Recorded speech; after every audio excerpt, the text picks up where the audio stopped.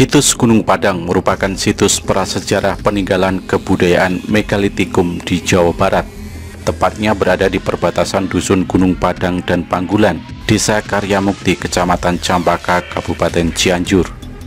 Lokasi dapat dicapai 20 km dari persimpangan kota Kecamatan Warukondang di jalan antara kota Kabupaten Cianjur dan Sukabumi.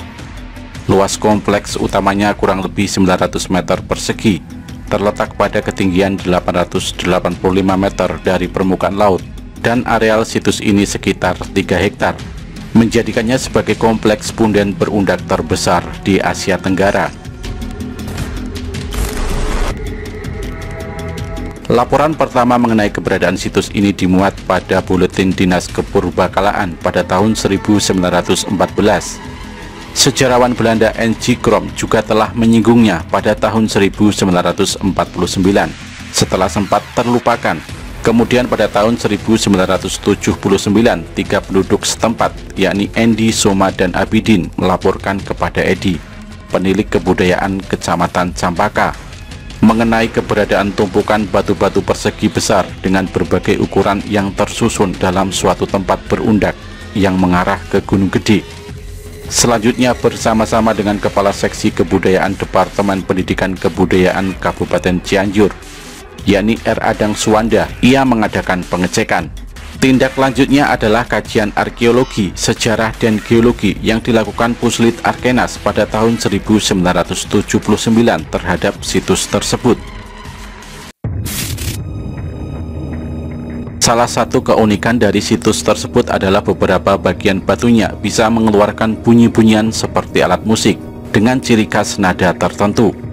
Dilansir dari indonesiakaya.com, sebagian besar bebatuan dari wilayah Gunung Padang merupakan batu dari jenis andesit basaltis dan sebagian besar berwarna abu-abu gelap. Selain terbesar, situs Gunung Padang ini juga merupakan mahakarya megalitik tertua di dunia yang diperkirakan berusia 8.000 hingga 28.000 tahun. Belakangan situs itu diidentifikasi sebagai kuil kuno dengan 5 teras yang menyusunnya, di mana pada teras atau puncak yang tertinggi dipercaya oleh warga setempat sebagai tempat untuk bersemedi atau mendalami ilmu pada masa lampau. Pada tahun 2012 pernah dilakukan sebuah penelitian mandiri oleh tim dari staf khusus Presiden Susilo Bambang Yudhoyono selama 2 tahun hingga tahun 2014. Dari penelitian diketahui jika radar satelit menangkap sesuatu yang dianggap penghantar listrik dari bebatuan di situs Gunung Padang. Selain itu, timnya juga menemukan bilik, cawan raksasa, sungai dan mata air, kubah, menara, dan akuifer serta transmitter di lokasi tersebut. Penemuan tersebut sebagai penanda bahwa di lokasi itu pernah ditemukan peradaban yang canggih di masa lampau. Tak hanya menawarkan eksotisme pemandangan serta susunan bebatuan yang luar biasa, Gunung Padang pun disebutkan jika di balik pesonanya terdapat berbagai kisah yang menyelimutinya. Menurut sang juru kunci, situs tersebut merupakan tempat berbagi ilmu, mulai dari ilmu sejarah, arkeologi, antropologi, sosiologi, hingga geologi. Di dekat pintu masuk pun terdapat sebuah sumur bernama Sumur Kahuripan. Kisah yang masih dipercaya oleh masyarakat hingga saat ini adalah keberadaan airnya yang tidak pernah surut walau dalam kondisi musim kemarau. Selain itu, disinyalir jika Gunung Padang jika digali lebih dalam lagi masih akan membentuk struktur yang mirip piramid. Menurut juru kunci atau juru pelihara, Nanang menceritakan sejarah Gunung Padang yang ia terima melalui cerita lisan dari orang-orang tua zaman dulu. Dahulu namanya bukan Gunung Padang, tetapi Nagara Siang Padang. Beragam ilmu ilmiah dan logika juga sudah bersumber dari Gunung Padang. Dia mencontohkan nama lama Gunung Padang, yakni Nagara Siang Padang, yang baginya punya makna filosofi, di mana dia harus mencari tahu itu dengan belajar sendiri ke Gunung Padang. Sebab kakeknya tak pernah menjelaskan makna Nagara Siang Padang itu, ungkap Nanang. Kepada Nanang kecil, kakeknya cuma berpesan bahwa dia harus mencari tahu arti dan makna Gunung Padang tersebut. Hingga suatu malam hati kecilnya mengatakan dirinya untuk naik ke atas puncak bukit Gunung Padang. Di sana dia meminta petunjuk mengenai pesan kakeknya tersebut. Sejak saat itu pada akhirnya sampai sekarang membawa ia untuk terus belajar dari Gunung Padang. Saya ke atas bukan untuk memuja batu, memuja gunung. Yang saya puja yang membuat batu, yang membuat gunung, yakni Tuhan Yang Maha Esa. Untuk mengetahui arti Nagara Siang Padang itu saya mohon petunjuk ke atas, ungkap Nanang. Dari petunjuk waktu itu yang ia dapat, jika diurai perkata, makna nagara berarti negara. Negara adalah komunitas yang punya tingkatan kasta dari masyarakat bawah, pejabat sampai presiden. Jadi makna negara yang dimaksud adalah tatanan, tingkatan, atau rangkaian. Sedangkan siang berarti kesiangan atau telat, atau penghujung atau akhir. Lalu Padang punya arti cahaya atau penerang. Jadi Nagara Siang Padang itu punya makna tatanan atau rangkaian pencerahan yang ada di akhir zaman. Kapan itu akhir zaman? Ya sekarang ini adalah akhir zaman. Tapi kalau kiamat hanya Gusti Allah yang tahu. Itu semua berdasar penelusuran dari hati saya, ungkap Nanang. Tentang filosofi Nagara Siang Padang atau rangkaian pencerahan di akhir zaman itu, bahwa manusia-manusia sudah harus dapat memperbaiki diri dan memperbanyak ibadah. Sebab kapan lagi perbaikan diri itu dilakukan jika di bukan zaman yang sudah berada di akhir ini.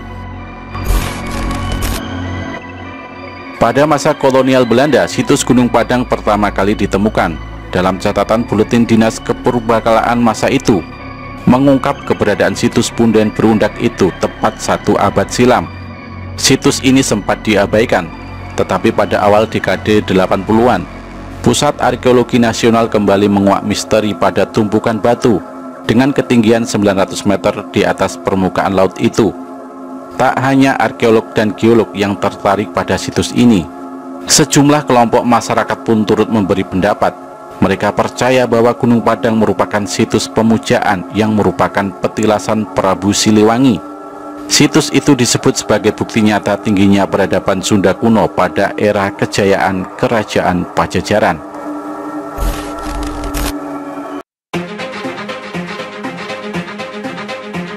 Melansir laman tirto.id adalah Lutfi Yondri, peneliti utama dari Balai Arkeologi Bandung, dan juga penulis buku Gunung Padang, Kebudayaan Manusia dan Lingkungan pada tahun 2017 menjelaskan beberapa argumennya.